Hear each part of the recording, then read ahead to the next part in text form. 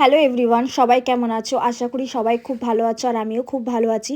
দিয়া ভাদুরী নতুন একটা ব্লগের সাথে সবাইকে ওয়েলকাম জানিয়ে আজকের দিনটাকে স্টার্ট করলাম।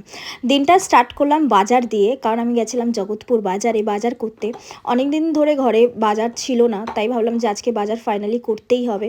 তো করে নিলাম বাজার, আর বাজার করে এসে ন্যান্সিকে খাইয়ে দিলাম। ন্যান্সিকে খাওয়ানোর পরে মুখটাও ধুয়ে দিয়েছিলাম বলে ওই রকম অ্যাক্টিং করছিল, মুখটা মুছছিল। তারপরে রাতের বেলা আমি একটু বাঁধাকপি গরম করে নিয়েছিলাম, তার সাথে ডিম ভেজে নিলাম। ডিম আর বাঁধাকপি দিয়ে রাত্রিবেলা ভাত খাচ্ছিলাম। তখনই আমি তোমাদেরকে দেখাচ্ছিলাম যে এখন বাজে রাত্রি 12:30। এই 12:30টার সময় আমি ভাত খাচ্ছিলাম। ওই যে একা বাড়িতে থাকলে না কোনো কিছু করতে ইচ্ছা করে না, সেম আমার সাথেও হচ্ছে যে খেতেও ইচ্ছা করে না আর করতেও ইচ্ছা করে না।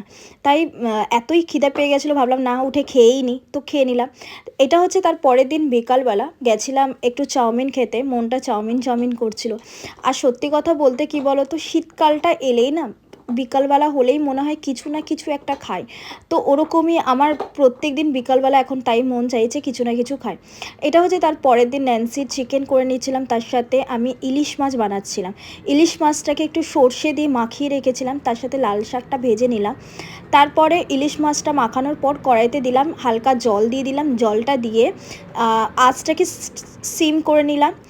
তারপরে দেখো অনেকটা এবার কাঁচা সর্ষের তেল দিয়ে ইলিশ মাছটাকে নামাবো। তো কেমন হয়েছে বন্ধুরা আমাকে একটু জানিও। রেসিপি তো আর নতুন করে দেওয়ার কিছু নেই, কারণ তোমরা সবাই করতে জানো। আর সত্যি বলছি ইলিশ মাছটা খেতে খুব সুন্দর হয়েছিল, মাছটারও প্রচণ্ড স্বাদ ছিল। তো খাওয়া দাওয়া করে ঘুমিয়ে নিয়েছিলাম। ঘুম থেকে উঠে বিকালবেলা ওই যে মন চাইলো, শীতকাল বলেই কথা, মন চাইছিল কিছু খেতে। তো আজকে মন চাইছিল আমার একটু পেস্ট্রি খেতে। তো চলে গেলাম মিও মোড়ে, আমাদের জগৎপুর বাজারেই মিও মোড় আছে, সেখানে গেছিলাম পেস্ট্রি কিনতে। তো কিনে নিয়েছি অনেক পেস্ট্রি, সবটাই তোমাদেরকে বাড়িতে গিয়ে শেয়ার করব। আর দেখো এখন আমি একটা ফিশ চপ নিয়ে নিয়েছিলাম, ওখানেই খেয়ে নিলাম ফিশ চপটা। আর তারপরে ওই যে বললাম বাড়িতে তোমাদেরকে দেখাবো। তো আমার কেনাকাটি হয়ে গেছে। তারপরে বাড়ি আসার সময় দেখো আমার লালু ভোলু মোলু সবার সাথে আমার দেখা হলো। ওদেরকে আদর করতে হবে, ওদেরকে দেখাতে হবে কী এনেছি, খাওয়াতে হবে, তারপরে আমাকে ঘরে আসতে দেবে। তো ওদেরকে সেম ওদের মতনই করে একটু আদর করে নিলাম। তারপরে এই দেখো বাড়িতে এসে বললাম যে দেখাবো, এই এত কিছু কিনেছিলাম, কিন্তু একদিনে খাবো না বন্ধুরা, আমি রেখে খাবো, 2-3 দিন ধরে খাবো।